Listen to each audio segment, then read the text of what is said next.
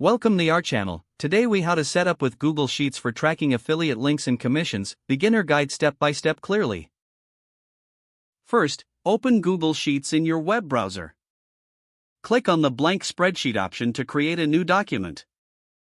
In the first row, label your columns to organize your data. Common labels include affiliate program, link, commission rate, clicks, sales, and commission earned. In the affiliate program column, enter the name of the affiliate programs you are using.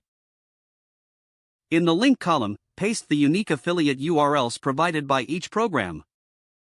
In the commission rate column, input the percentage or flat rate you will earn from each sale.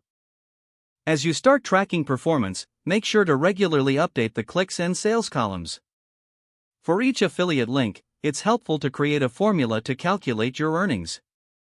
In the commission earned column, enter the formula equals the number of sales multiplied by the commission rate.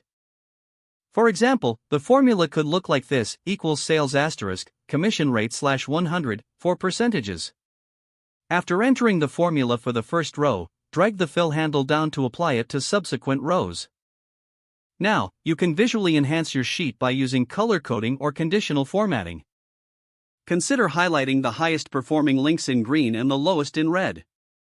Regularly review and analyze your data to identify trends and adjust your strategies. Set a schedule for weekly or monthly updates to keep your tracking accurate. You can also add additional sheets within the document to track different marketing campaigns. Finally, consider sharing your Google Sheet with team members or collaborate. If the page does not load, refresh the browser or try again in a private or incognito window.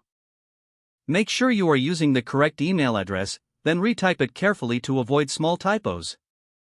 If your password is not accepted, use the reset option and create a new strong password you can remember. Check your spam folder for verification or security emails, then complete any requested confirmation steps. Enable two-factor authentication if available to improve account security and reduce unauthorized access risk. After signing in, review your profile details so your contact information and settings are accurate and current. If you see an error message, note it down and try again after restarting your device and internet connection.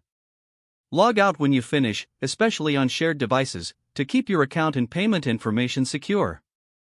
If the page does not load, refresh the browser or try again in a private or incognito window. Make sure you are using the correct email address, then retype it carefully to avoid small typos. If your password is not accepted, use the reset option and create a new strong password you can remember. Don't forget to like this video and subscribe to our channel for more step-by-step tech guides.